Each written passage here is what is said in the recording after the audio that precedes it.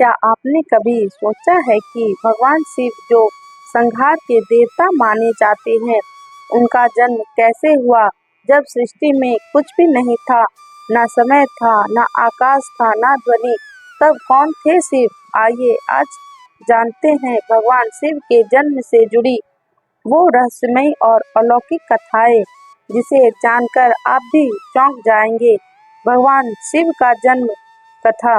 भगवान शिव को अनादि और अनंत कहा गया है, यानी ना तो उनका कोई आदि है और ना ही अंत। हिंदू धर्म में शिव को स्वयंभू माना गया है, अर्थात वे स्वयं प्रकट हुए, किसी से जन्मे नहीं। फिर भी विभिन्न पुराणों और ग्रंथों में उनके उद्भव से जुड़ी कई अद्भुत कथाएं मिलती हैं।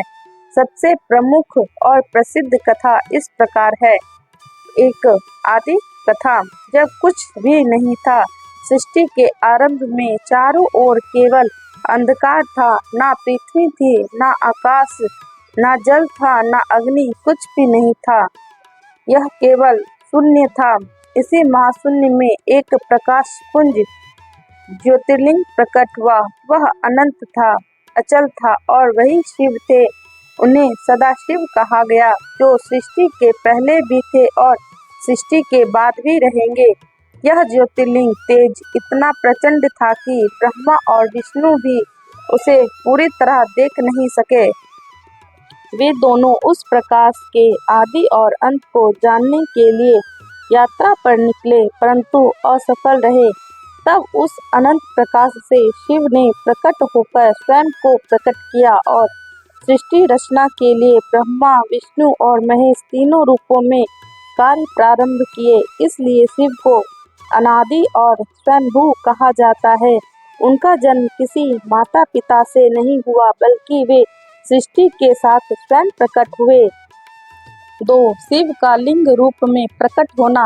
लिंग पुराण में भी वर्णन मिलता है कि जब ब्रह्मा और विष्णु के बीच श्रेष्ठता को लेकर विवाद हुआ, तो सृष्टि में एक विराट अग्नि स्तंभ प्रकट हुआ।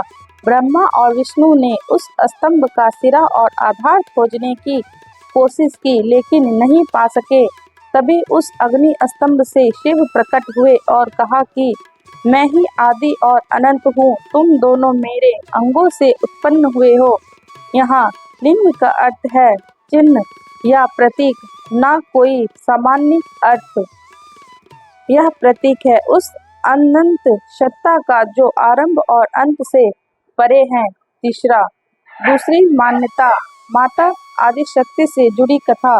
कुछ पुराणों में एक और कथा मिलती है कि सृष्टि की उत्पत्ति के लिए आदि शक्ति मूल प्रकृति ने भगवान शिव को उत्पन्न किया। यह भी कहा जाता है कि जब सृष्टि का संतुलन बिगड़ता है, तो आदि पुरुष शिव और आदि शक्ति पार्वती विभिन्न रूपों में अवतरित होते हैं।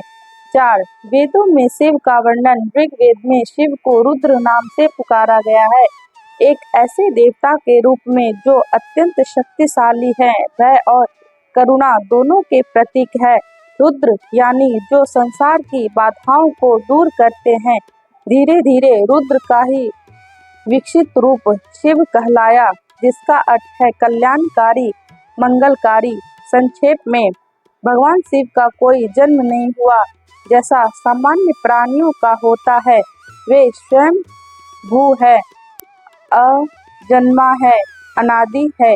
सृष्टि के आरंभ से पूर्व वे अस्तित्व में थे और सृष्टि के प्रलय के बाद भी रहेंगे।